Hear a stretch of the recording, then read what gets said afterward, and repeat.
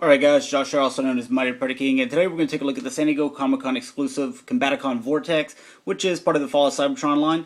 Now, if you haven't seen any of my other Combaticon reviews, basically we're doing each one of these Transformers individually on their own video, and we're going to do the transformation from robot to vehicle, back to robot. We'll look at some of the paint apps and details about the figure, and we'll also do some size comparisons and articulation as well. So first thing I wanted to do is kind of just get into the size comparisons. Here is G1 Vortex compared to this guy. Now, the one thing that it kind of bothers me a little bit is you wouldn't be able to look at this guy and say that, oh, that's just, an upgraded or a newer version of this guy. They don't look anything alike. And I don't just mean in, like, colors or anything like that, just the style of them. They look nothing alike. Where the Swindles, they kind of have a lot of similarities. The Brawls, they have a lot of similarities. These guys, not at all. So that's something to keep in mind if you're a G1 enthusiast. Here is Swindle. Like I said, he looks a lot like his G1 counterpart, which is a little bit taller than Vortex himself. So this is also probably one of the taller ones out of the 5.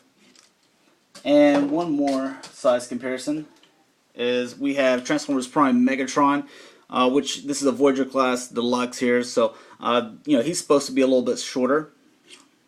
But I figured everyone had that figure, so it'd give you a really good idea on how tall this guy actually is. Now let's look at paint apps, and then we'll go over articulation. We'll take these swords out. Now, one thing that I wish they had is guns instead of these swords. I guess he's supposed to be some kind of ninja or something like that. Especially whenever he goes into helicopter mode, guns would have looked a lot better than swords sticking on the side. So you'll see what I mean whenever we get to that transformation. Now, as far as paint apps go, he does have some nice purple paint here, some purple paint and gold or bronze, whatever you want to call that. Some nice yellow eyes there. Coming around the side, you got some nice silver paint, red paint. Here on the back, some nice purple. So this guy does have some nice paint apps, but one thing that he is lacking is the Decepticon logo. It looks like they put the spot there to go ahead and slap a Decepticon logo on there, but never put it on there. So I don't know if that's just my figure. Looking here at the box here, he's got a Decepticon logo in purple. Now, the worst paint job on this figure is the hands. It's just terrible. That should be the one thing that you should get absolutely right, in my opinion, and it's the worst one. So, I mean, you get what you get, I guess, but hopefully it's not as bad on the figures that you guys are picking up at retail. So going over articulation, you can move this guy a little bit side to side here.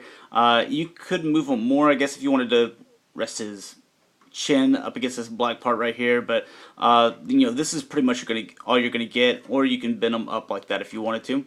Now he can rotate 360 degrees here at the shoulder, bend in and out because that's on a ball joint. He can rotate here at the bicep 360 degrees, part of transformation, and bend back and forth at the elbow as well. He can rotate here at the hip. This waist piece can actually come up just like that. So you could get a little bit more movement here in the legs if you wanted to, put them in some kind of pose like that or something like that. So I'm glad this moves up, but that's part of the transformation. It just makes it a little bit easier whenever you put them in helicopter mode. But this is on a ball joint, can move all the way around. It can also rotate here at the thigh, and he can bend at the knee at 2 different places, one being right there, and he can also bend right here. I'm going to call that just a double knee instead of, you wouldn't really call that an ankle, I guess, since that would just be one huge foot. I guess it could be an ankle. Another downside to this figure is it's pretty obvious. The Bruticus karate chop hand just sitting there on the inside of his leg. So you got the gun on this side, which I guess it doesn't bother me as much, but still that's a little weak in my opinion. So anyways, let's get into the transformation itself. Kind of straighten his head out. We'll lift up and then lift back on this black piece right here. Go ahead and rotate that forward, and with these shoulders here, keep those in, you are going to press these forward and then rotate just like that and spin that around. This thing gets in the way too much. Wish you could just take it off. There we go. We'll just leave it just like that. And we'll do the same to this one. Flip that around, rotate, and plug that just like that. Then you're going to pull these out. There's just this little red part right here. It comes out like this. And then you can flip these on top and connect the arms just like that. And keeping this part kind of out of the way as much as possible. Come down with this, rotate at the waist.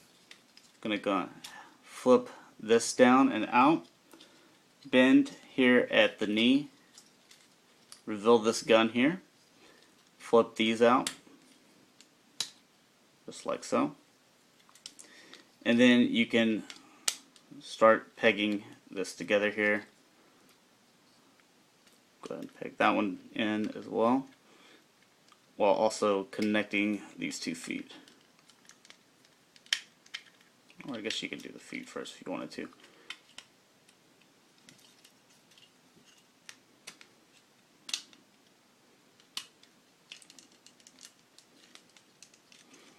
Okay, and holding that in, you'll come in a little bit to kind of straighten this part out.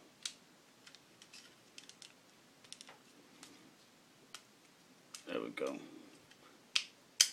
And then close up that waist piece so it sits in there just like that. And then you can come around with this, flip this around. There we go. And there you have Vortex in his helicopter mode. You can spin that. So it looks alright. It's not too bad. It's kind of a little reminiscent of Airwolf, if you guys remember that show. It's probably one of my favorite shows back then in the, I think it was the 80s when it came out. But you can put these swords in the sides here, which this is the part that I was talking about. You ever seen a helicopter with swords attached to the side? So it looks a little goofy. If they were guns, it would have looked a lot better. I gave them some Gatling guns or some turrets or something like that. So, but I guess that's not too bad. It would have looked a lot better with the guns though. So here's a little 360 of this guy. Again, the paint apps, they look really good on him. And we'll move him to the side. I will get G1 Vortex done here, so go ahead and push that down.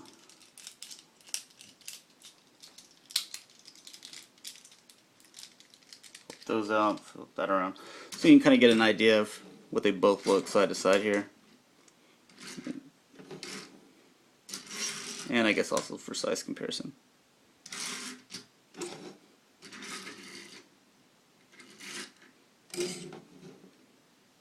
Alright, so there is that. Go ahead and get this guy transformed back and we will be done with this guy. Put his knives or swords, whatever, to the side there. First thing that we are going to do is come back with this little thing, push those blades together, disconnect here at the feet. I'm going to pull up with that waist part right there, disconnect there, pull that gun in, rotate at the waist. There we go. And we can go ahead and put that waist piece down. Then with this part, we're going to disconnect these arms, flip those back around, come down with this little chest right here, pull this back, flip this black piece forward, and flip his head forward, and then you're going to flip this back like that, and then rotate it around. Flip this back all the way around and rotate it around just like that.